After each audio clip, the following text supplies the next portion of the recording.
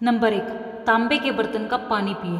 तांबे के बैक्टीरिया नाशक गुणों में मेडिकल साइंस बड़ी गहरी रुचि ले रहा है। पिछले कुछ दिनों में कई प्रयोग हुए हैं और वैज्ञानिकों ने यह मालूम किया है कि पानी की अपनी याददाश्त होती है। यह हर उस चीज को याद रखता है जिसको यह छूता है। पानी की अपनी स्मरण शक्ति होने के कारण हम इस बात का ध्यान देते हैं कि उसको कैसे बर्तन में रखें। अगर आप पानी को रात भर या कम से कम 4 घंटे तक तांबे के बर्तन में रखे तो यह तांबे के कुछ गुण अपने में समा लेता है। यह पानी खास तौर पर अपने लीवर के लिए और आम तौर पर आपकी सेहत और शक्ति स्फूर्ति के लिए उत्तम होता है। अगर पानी बड़ी तेजी के साथ पंप कर अनगिनत मोड़ों के चक्कर लगाकर लोहे या प्लास्टिक की पाइप के सहारे आपके घर पहुंचता है तो इन सब मोड़ों से रगड़ाते टकराते गुजरने के कारण उसमें काफ़ी दोष आ जाता है। लेकिन पानी में याददाश्त के साथ साथ अपने मूल रूप में वापस पहुंच पाने की शक्ति भी होती है। अगर आप नल के इस पानी को 1 घंटे तक बिना हिलाए डुलाए रख लेते हैं तो दोष अपने आप खत्म हो जाता है। नंबर 2, शरीर को नींद नहीं आराम दे। आप सोने किस वक्त जाते हैं यह तो आपके लाइफस्टाइल पर निर्भर करता है, लेकिन महत्व इस बात का है कि आपको कितने घंटे की नींद की ज़रूरत है। अक्सर कहा जाता है कि दिन में 8 घंटे की नींद ही लेनी चाहिए। आपके शरीर को जिस चीज़ की ज़रूरत है वह नींद नहीं, वह आराम है। अगर आप पूरे दिन अपने शरीर को आराम दें, अगर आपका काम, आपकी एक्सरसाइज सब कुछ आपके लिए एक आराम की तरह है तो अपने आप ही आपकी नींद के घंटे कम हो जाएंगे। लोग हर चीज़ तनाव में करना चाहते हैं। मैंने देखा है कि लोग पार्क में टहलते वक्त भी तनाव में होते हैं। अब इस तरह का व्यायाम तो आपको फायदे की बजाय नुकसान ही करेगा, क्योंकि आप हर चीज़ को इस तरह से ले रहे हैं जैसे कोई जंग लड़ रहे हो।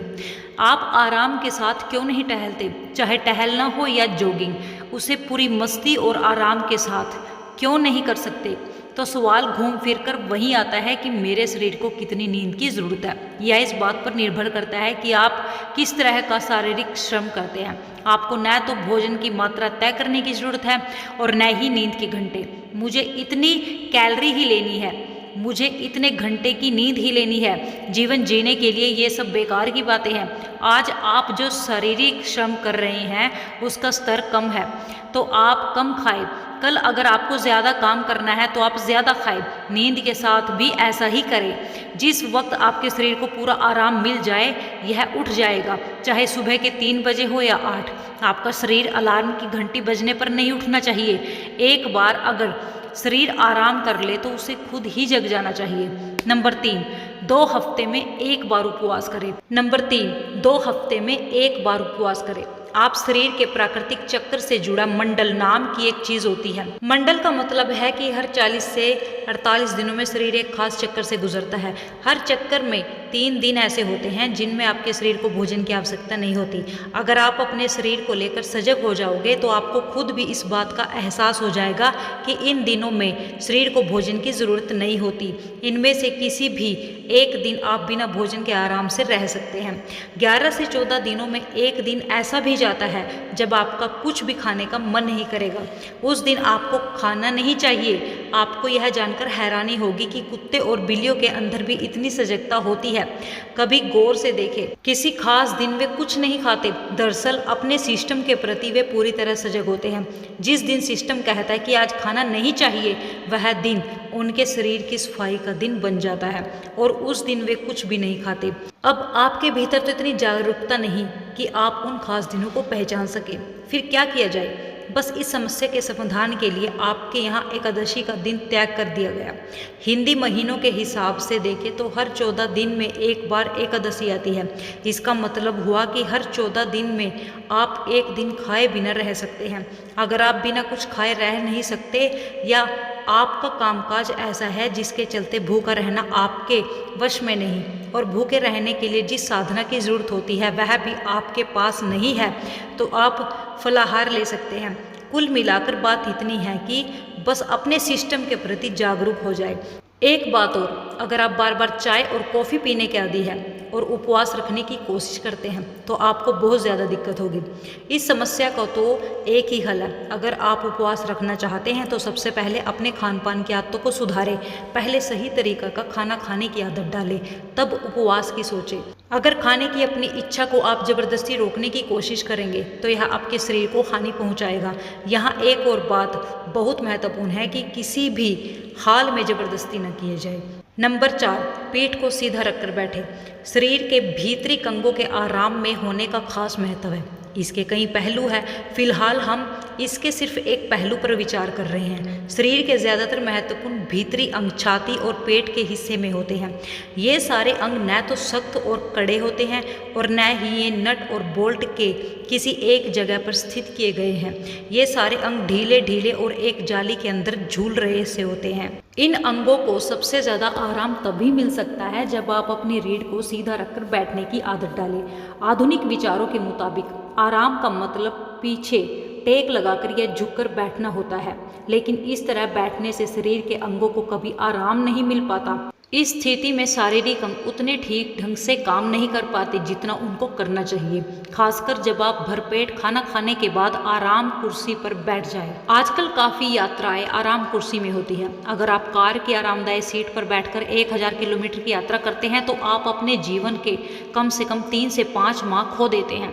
ऐसा इसलिए होता है क्योंकि लगातार ऐसी मुद्रा में बैठे रहने की वजह से आपके अंगों पर इतना बुरा असर होता है कि उनके काम करने की शक्ति में नाटकीय ढंग से कमी आ जाती है या फिर वे बहुत कमज़ोर हो जाते हैं। शरीर को सीधा रखने का मतलब यह कतई नहीं है कि हमें आराम पसंद नहीं है, बल्कि इसकी सीधी सी वजह यह है हम आराम को बिल्कुल अलग ढंग से समझते और महसूस करते हैं। आप अपने रीढ़ को सीधा रखते हुए भी अपनी मांसपेशियों को आराम में रहने की आदत डाल सकते हैं, लेकिन इसके विपरीत जब आपकी मांसपेशियां झुकी हो तो आप अपने अंगों को आराम से नहीं रख सकते। आराम देने का कोई और तरीका नहीं है। इसलिए ज़रूरी यह है कि हम अपने शरीर को इस तरह तैयार करें कि रीढ़ को सीधा रखते हुए हमारे शरीर का ढांचा और स्नायु तंत्र आराम की स्थिति में बना रहे। नंबर 5, पंच तत्वों से जुड़कर जीवन जिए। हम कुछ लोगों को बता रहे थे कि हमारे योग केंद्र में एक यौगिक अस्पताल है, तो अमेरिका से कुछ डॉक्टर इसे देखना चाहते थे और ये हमारे यहाँ आए। वे 1 हफ्ता यहाँ थे और 1 हफ्ते के बाद वे मुझसे बहुत नाराज़ थे। मैंने कहा क्यों, मैंने क्या किया? वे चारों तरफ यही बातें कर रहे थे, ये सब फालतू बकवास है। सदगुरु ने कहा यहाँ एक यौगिक अस्पताल है। कहाँ है यौगिक अस्पताल? हमें कोई बिस्तर नहीं दिख रहे हैं, हमें कुछ नहीं दिख रहा। फिर मुझे समझ आया कि उनकी समस्या क्या है।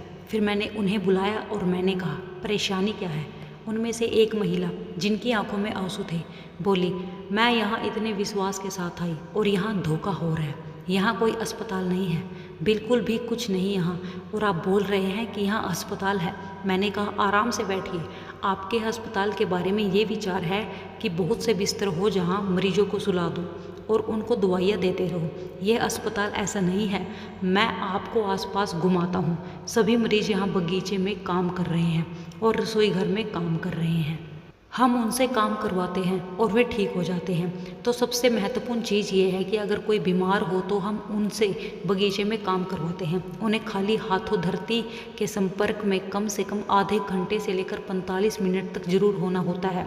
ऐसा करने से वे स्वस्थ हो जाते हैं, क्योंकि आप जिस चीज़ को शरीर कहते हो वो बस इस धरती का एक टुकड़ा है ना, हाँ या ना। वे सभी अनगिनत लोग जो इस धरती पर चले, वे सब कहाँ गए? सब धरती की ऊपरी सतह पर है ना। ये शरीर की धरती की सतह पर चला जाएगा जब तक कि आपके दोस्त इस डर से कि आप फिर से न जाग जाए, आपको बहुत गहरा न दफना दे, तो यह बस धरती का एक टुकड़ा है। तो यह अपने सर्वोत्तम रूप में तब रहेगा जब आप धरती से थोड़ा संपर्क बनाकर रखें। फिलहाल आप हर वक्त सूट और बूट पहनकर 50वें फ्लोर पर चले रहते हैं और कभी भी धरती के संपर्क में नहीं आते। ऐसे में आपका शारीरिक और मानसिक रूप से बीमार होना स्वाभाविक है। फिर मैंने उन्हें दिखाया, देखो इस व्यक्ति को दिल का रोग है, उस व्यक्ति को भी बीमारी है। मैंने सभी मरीजों को उनका परिचय करवाया। फिर मरीज अपनी बातें बताने लगे। 3 हफ्ते पहले हम ऐसे थे और अब हमें बहुत अच्छा लग रहा है। हम अपनी बीमारी ही भूल गए हैं और अब सभी मेडिकल मापदंड भी कह रहे हैं कि वे ठीक हैं। अमेरिकी डॉक्टर को यह विश्वास दिलाने में कि ये लोग सच में मरीज हैं, हमें बहुत मेहनत करनी पड़ी। हम उन्हें अच्छे काम में भी लगा रहे हैं। दोस्तों, अगर आपको हमारी वीडियो अच्छी लगी है, भाई हाथ जोड़ के रिक्वेस्ट, चैनल को लाइक शेयर सब्सक्राइब जरूर करना, क्योंकि आपके इस योगदान से हमें मोटिवेशन खुशी दोनों मिलती है।